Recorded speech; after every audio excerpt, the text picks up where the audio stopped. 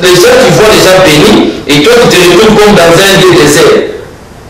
Les gens sont bénis, il y a une pluie de bénédiction qui est chez ton voisin. Toi tu vois qu'il est béni, mais chez toi ça n'arrive toujours pas. Parce que tu ne comprends pas. Tu ne comprends pas les principes de la bénédiction. Les principes de la réussite. Amen. Alors, si nous voulons voir Josué 3, 15 à 17, au verset 15, le sacrificateur portait l'âge de Dieu.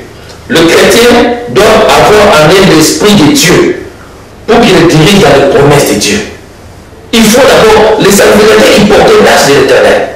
Au verset 15, Josué 3, verset 15, ils portaient l'âge. Ça veut dire qu'il faut, l'âge, c'est avoir l'esprit de Dieu en toi, qui va t'amener, qui va te diriger dans les promesses de Dieu, qui est la parole de Dieu. Qui est dans cette parole, mon frère, ma sœur? Qui sont les promesses de Dieu? La parole de Dieu a les promesses de Dieu. Alors on dit aussi, les pieds des sacrificateurs furent mouillés par l'eau. C'est-à-dire quoi? Les chrétiens doivent poser les pieds sur des versets qui fassent partie des promesses de Dieu en le proclamant avec foi. La confession de sa bouche doit être mouillée par le verset qui proclame les promesses de Dieu. C'est ça, poser les pieds. Je pose les pieds sur le verset. 2 Corinthiens 8, au verset 9. Jésus s'est fait malédiction. Il a pris ma pauvreté à la croix pour que moi, je puisse entrer dans sa richesse. Alors, qu'est-ce qu'il faut faire? Il a pris, quand il était monté à la croix, il a pris ma pauvreté pour que moi je sois enrichi de ses richesses. Alors, je pose mes pieds sur ce verset-là. Je commence à le confesser. Je pose mes pieds, donc c'est mon verset à moi. Maintenant, je dois le poser. Comme si j'ai posé le pied dans cette... Si j'ai posé le pied, regarde là où tu es. Tu as posé le pied dans ta maison. C'est ta maison. Tu as posé le pied, c'est là cette maison est bénie à toi. Alors, c'est ainsi que tu poses tu poses les pieds dans le verset là. Tu dis, ça c'est mon verset. Ça devient moi. Tu le mémorises. Tu ne peux pas mémoriser comme un enfant. Non. Tu le retiens pour le proclamer, pour le confesser dans la foi, à haute voix, pour que ça vienne à l'existence, pour que les richesses là, ça vienne à l'existence. Que tu veilles ou pas, Jésus nous a dit, tout ce que vous demanderez dans la foi, croyez que cela est arrivé, vous le verrez s'accomplir. Amen. Ça c'est la parole de Dieu. Et Jésus nous dit encore, tout ce que vous demanderez à mon nom, je le ferai, afin que le Père soit glorifié dans le Fils. Amen. Tout dépend de ta confession. Souviens-toi, mon frère, qu'il faut répéter toutes ces paroles de confession. Il faut le faire à haute voix dans la prière, avec insistance, et rappelle à Dieu sa parole. Rappelle à Dieu sa parole. Insistez. Dieu va agir, car il ne peut pas se nier. Il est un témoin fidèle et véritable.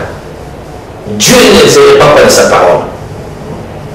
Il a dit, je vais à ma parole pour l'accomplir. Amen. Alors, donc, voilà comment il faut faire la confession. Donc, je vous ai donné l'exemple des sacrificateurs qui ont posé les pieds. On a vu le cas que Jésus fait de nous un royaume de sacrificateurs. Parce que Jésus est le grand souverain sacrificateur, assis à la droite de Dieu. Il a coupé le rideau qui séparait les lieux saints et les lieux saints et les lieux très saints, pour nous permettre, pour les sacrificateurs, d'entrer maintenant jusque dans les lieux très saints dans la prière. Parce que lui, il est déjà le grand souverain sacrificateur qui a coupé le rideau en deux parties. Maintenant, nous avons droit d'entrer dans les lieux très saints dans la prière. Amen. Alors, c'est très important de comprendre ce principe, mon frère, ma sœur. Il faut faire maintenant, je vais vous montrer un exemple. Faire comme Caleb. Nous allons lire. Nous allons lire rapidement. Comme ça, vous allez voir quelque chose qui est important dans le livre de Josué. Josué, chapitre 14. Au verset 6 à 14. Vous allez lire, tout le monde, je suis en train de résumer. Caleb, il est venu devant Josué. Quand ils ont pris possession de certains territoires, il est arrivé devant Josué. Il a rappelé à Josué. Il a dit, Josué,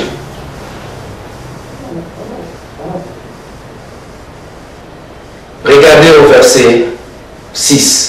Tu sais ce que l'Éternel a déclaré à Moïse, homme de Dieu, à mon sujet et au tien, à Kadesh Barnéa. Il rappelle à Josué, il rappelle à Dieu. Caleb, il vient réclamer ses droits.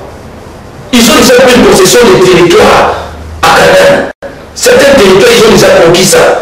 Alors, il vient dire, oh, mais pourquoi moi je n'ai pas ces bénédictions-là? Toutes ces bénédictions-là, Dieu nous a donné. Mais Dieu m'avait dit ça. Tu sais, il dit à Josué, tu sais ce que Dieu avait dit à propos de ma vie. Qu'est-ce que Dieu a dit à propos de ta vie? Est-ce qu'il y a-t-il une parole pour toi depuis que tu es venu en Jésus-Christ? Qu'est-ce que Dieu a dit concernant ta vie? Est-ce qu'il y a-t-il pas une parole qui t'est sortie pour ta vie? Un homme de Dieu n'a-t-il pas parlé de ta part de Dieu pour une parole pour ta vie? Ce sont les premières paroles là qui sont importantes quand tu viens en Jésus-Christ.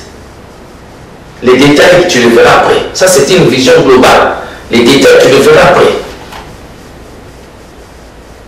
Donc, c'est ça une proposition de Dieu pour ta vie. Quand tu es en Jésus-Christ, Dieu te dit une parole. Josué, Caleb a réclamé, il a dit, oh, mais on est déjà dans le territoire, dans la terre promise. Où sont mes bénédictions? Tu ne te rappelles pas de ce que Dieu avait dit pour moi? Et devant toi, devant Moïse, il avait dit ceci, il avait dit ceci. Quand il a réclamé, au verset 12, il dit, donne-moi donc cette montagne dont l'Éternel a parlé. Donne-moi cette montagne, c'est-à-dire ce territoire-là, cette ville-là, dont l'Éternel a parlé quand j'étais encore jeune, quand je suivais pleinement la voie de Dieu, comme je suivais pleinement la voie de Dieu, jusqu'à présent, je suis toujours la voie de Dieu. Donc cette parole, donc ces promesses-là, c'est pour moi. Ce que Dieu avait dit, Dieu ne peut pas se changer. Il n'est pas un homme pour mentir, ni un fils de l'homme pour se repentir. Alors il dit à Josué, donne-moi, tu es le chef qui guide le peuple de Dieu. Tu es Josué, Yoshua, donne-moi le promesse que Dieu a parlé pour moi. Tu es Jésus-Christ, tu es Yoshua Massia. Alors donne-moi les bénédictions dont Dieu m'a parlé en devenant enfant de Dieu, en devenant fils de Dieu. Alors c'est toi qui, je suis devenu co-héritier avec Christ. J'ai tout pleinement Jésus-Christ. Ce qui est à toi m'appartient. Ce qui est à Jésus-Christ m'appartient. Et ce qui est à moi t'appartient. Alors Seigneur, donne-moi. Donne-moi. C'est ainsi que les chrétiens doivent dire à Yoshua, Massia, donc Jésus-Christ. Yoshua. Dis à Yoshua, donne-moi, comme Caleb a dit, donne-moi toutes ces richesses-là. Donne-moi ces bénédictions-là. Donne-moi cette montagne-là, cette ville-là. Donne-moi les papiers dans ce pays. Donne-moi, Seigneur, le travail, j'ai besoin de travail. Donne-moi les papiers parce que j'ai foulé mes pieds dans ce pays et il faut que je puisse avoir les papiers. Tu as envoyé Abraham à Canaan. Et il devait avoir le papier. Moi je suis venu ici non par ma volonté, par ta volonté. Alors je suis ici pour faire ton travail. Donne-moi les papiers dans ce pays. Donne-moi, Seigneur, le travail. Donne-moi des enfants, Seigneur. Seigneur, tu as dit qu'il n'y aura ni femmes stériles, ni femmes qui avortent dans le pays. Pourquoi? Les hommes du terrain, ils ont fait de mon ventre un calvaire de volet. Ils viennent mettre les lions, les fibrons. Il y a certains esprits qui viennent habiter dans mon ventre. Tu as dit, mon corps est le temple du Saint-Esprit. Là où Jésus règne et vit. Je refuse toute habitation de démons dans mon ventre, dans mon corps. Je refuse qu'il y ait des lions, des fibrons, des kystes dans mon ventre. Au nom puissant de Jésus s'arrête. Tu te lèves, tu commences à réclamer la parole de Dieu dans ta vie. Tu refuses toutes ces choses-là. Même si ça peut prendre du temps, parce que ça dépend du temps que tu es resté dans l'esclavagisme mais dans le monde ténèbre. Ça dépend du temps qu'ils ont mis les choses là. Continuez avec détermination. Dieu finira par enlever les choses là. Tu rappelles à Dieu. Il est écrit dans la parole de Dieu. Tu m'as donné le pouvoir d'abattre, de brûler, de détruire. C'est pourquoi j'arrache. Je suis en train d'abattre. Cet esprit travaille avec toi. Il commence à arracher, à battre, à brûler les fibromes, les kystes, les maladies. Tout ce que l'ennemi a planté à toi. Et tu rappelles à Dieu. Il est écrit dans la parole de Dieu. Toute plante qu'il n'a pas planté le Père doit être déracinée. Père, tout ce que toi tu n'as pas planté dans le cœur, Saint-Esprit, déraciné cela au nom de Jésus-Christ. Alors, on commence à déraciner. Tu commences à déraciner, à battre, à brûler, à détruire les choses que Dieu n'a pas plantées. Et que le monde du ténèbre, le malin, il est venu planter dans les ténèbres. Quand il t'a trouvé dans la faiblesse, peut-être il est venu te supporter dans la faiblesse, il va profiter pour planter les choses en toi. Déraciner. Continue à prier. Le Seigneur lentement et sûrement, il va déraciner ces choses-là et tu vas voir que tu vas vivre la liberté. Car Jésus t'a franchi pour la liberté. Jésus dit, si le Christ t'a franchi, tu seras vraiment libre. Coupez les liens du monde ténèbre. Commence à couper ces choses-là. Dis, Seigneur, moi je ne suis pas esclave je refuse l'esprit de la servitude de la famille. Je refuse cet esprit de la servitude. Je refuse d'être dans le monde du ténèbre. J'arrache mon corps, mon âme, mon esprit dans le monde du ténèbre. Ma femme, mes enfants, je les arrache dans le monde du ténèbre. Avec à haute voix, avec détermination. Ce que tu dis dans la foi, croyez que cela est arrivé, tu le verras s'accomplir. C'est la parole de Dieu. C'est facile. Ne compliquez pas les choses pour oser réclamer des droits. Comme Caleb l'a réclamé ça, c'est toi. Toi, tu réclames tes droits, tu réclames ta liberté. Si le Seigneur ne le fait pas, peut-être que je ne suis pas bien le principe de Dieu. Mais si tu suis et que le Seigneur ne le fait pas, on ferme la Bible, on rentre à la maison. Mais comme le Seigneur ne fait pas qu'on ferme la Bible, et que ces Bibles-là, depuis le siècle a existé, les hommes ont cherché par tous les moyens à brûler le livre, la Bible. Mais la Bible, on ne peut pas la brûler, c'est la parole écrite. C'est la parole de Dieu qui a créé la terre et les cieux. Tu ne peux pas le brûler. Impossible de faire disparaître la Bible. Impossible de faire disparaître Dieu dans le monde. On a fait tout pour faire disparaître le nom de Jésus. Satan a donné même de l'argent aux gens là et aux soldats pour dire. Ne dit même pas ce sont les disciples qui sont venus dérober, voler son corps dans le sépulcre, dans les tombeaux.